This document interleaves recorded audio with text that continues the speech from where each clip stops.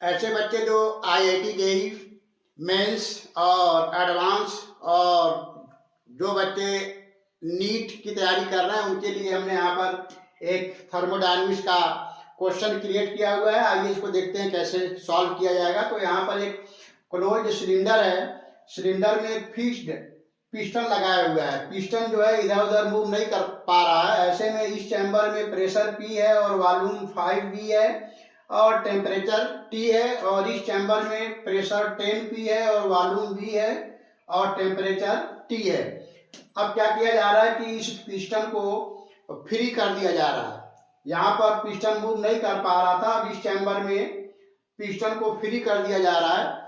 तो पिस्टन को फ्री करने के बाद बताना है कि इस चैम्बर में अब वॉल्यूम कितना होगा और इस चैम्बर में वॉल्यूम कितना होगा। तो इस क्वेश्चन को सॉल्व करने के लिए सबसे पहले हम लोग ये देखेंगे कि जब इस चैम्बर में पिस्टन को फ्री किया गया है तो इसको आइसोथर्मली फ्री किया गया है। ऐसे में इस चैम्बर का भी टेम्परेचर T है और इस चैम्बर का भी टेम्परेचर T है। तो नंबर ऑफ मोल्स जो इस चैम्बर में है वो N1 है और इस चैम्बर में N2 है। पिस्टन को फ्री करने के बाद आइसोथर्मली जब ये रीएडजस्ट करेगा तो ऐसे में इस चैम्बर में प्रेशर P1 होगा और इस चैम्बर में प्रेशर P2 होगा, और दोनों चैम्बर में जो प्रेशर P1 और P2 है ये दोनों आपस में बराबर होंगे। और इस चैम्बर में जो नंबर ऑफ मॉलिक्यूल्स या मोल्स जो है N1 है और इस चैम्बर में नंबर ऑफ मोल्स जो है N2 पहले और बाद में दोनों में मेंटेन रहेगा। यानी जो नंबर ऑफ मोल्स इस चैम्बर में है वो बाद में भी वही N1 ही रहेगा, और इस चैम्बर में नंबर ऑफ मोल्स जो N2 है वो बाद में भी N2 ही रहेगा। बट चैम्बर में जैसे ही हम लोग आइसोथर्मली पिस्टन को फ्री करेंगे तो दोनों चैम्बर में पिस्टन को फ्री करने के बाद प्रेशर P1 और P2 आपस में बराबर होंगे। तो इस केस में इस चैम्बर में वॉल्यूम और इस चैम्बर में वॉल्यूम पता करना है। तो आइए इसको सॉल्व करते हैं। तो जैसा कि हम लोग जानते हैं इस चैम्बर में प्रेशर P और total volume 5V equal to N1 into RT के बराबर होगा। तो यहाँ से हम लोग N1 निकालेंगे, ये हो जाएगा 5PV अपॉन RT, जैसा कि इस चैम्बर का भी टेम्परेचर T है। और इस चैम्बर में जो टोटल नंबर ऑफ मोल्स हैं N2 निकालेंगे तो ये हो जाएगा 10P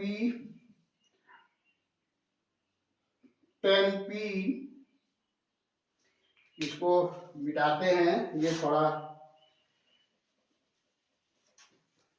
तो यहाँ पर ये हो जाएगा 10P और इसमें जो वॉल्यूम है वो V होगा और इसका भी टेम्परेचर T है, इसलिए ये RT आप ऐसे लिखेंगे। अब नंबर ऑफ मोल्स दोनों चैम्बर में इस पिस्टन को फ्री करने के बाद सेम रहेंगे, और पिस्टन को फ्री करने के बाद इसमें प्रेशर और इसमें प्रेशर जो P1 P2 है वो दोनों आपस में बराबर होंगे। उसके बाद ये पिस्टन यहाँ पर आकर रुकेगा। तो सपोज करिए इसमें वॉल्यूम जो है X है, तो टोटल वॉल्यूम हम देख पा रहे हैं 5V है और ये V है, तो टोटल वॉल्यूम इस सिलेंडर का 6V है। तो पिस्टन को फ्री करने के बाद इस चैम्बर का वॉल्यूम V होगा, तो इस चैम्बर का वॉल्यूम 6V माइनस X होगा। तो दोनों चैम्बर में क्योंकि प्रेशर आपस में बराबर होगा तभी जाकर ये पिस्टन यहाँ पर इक्विलिब्रियम में रुक पाएगा। तो प्रेशर दोनों में बराबर होने के कारण यहाँ पर हम लिखेंगे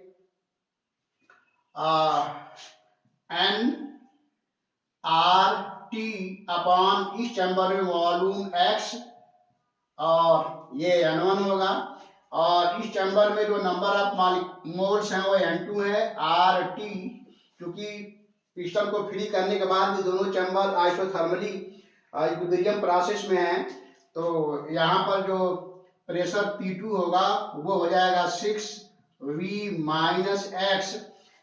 अब यहाँ पर हम क्या करेंगे, N1 और N2 की वैल्यू यहाँ से N2 की वैल्यू और यहाँ से N1 की वैल्यू इस इक्वेशन में पुट करेंगे। तो हमें मिलेगा N1 की वैल्यू यहाँ पुट करेंगे तो ये हो जाएगा 5PV इंटू RT और नीचे हो जाएगा X,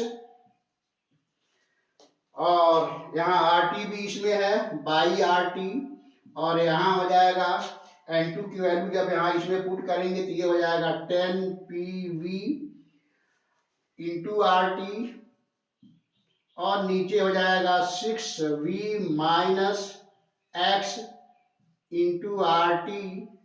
अब यहाँ पर देख पा रहे हैं आर टी और आर टी कैंसिल हो जाएगा, यहाँ से भी आर टी कैंसिल हो जाएगा, पीवी यहाँ पर भी है और पीवी यहाँ पर भी है, दोनों कैंसिल हो जाएगा। तो यहाँ पर हमें मिलेगा 1/x और ऊपर 5 मिलेगा और इस साइड मिलेगा 10/6v माइनस एक्स। अब यहां से इसको सॉल्व करेंगे तो x की वैल्यू मिल जाएगा 2v। तो इस प्रकार इस चैम्बर में जो वॉल्यूम होगा वो 2v होगा और इसमें 6v माइनस एक्स करेंगे, x की वैल्यू हम 2v निकाले हैं तो यहाँ पर 6v minus x equal to हो जाएगा 6v माइनस 2v, तो ये 4v हो जाएगा। इस प्रकार इस चैम्बर में जो वॉल्यूम होगा वो हो जाएगा 4v।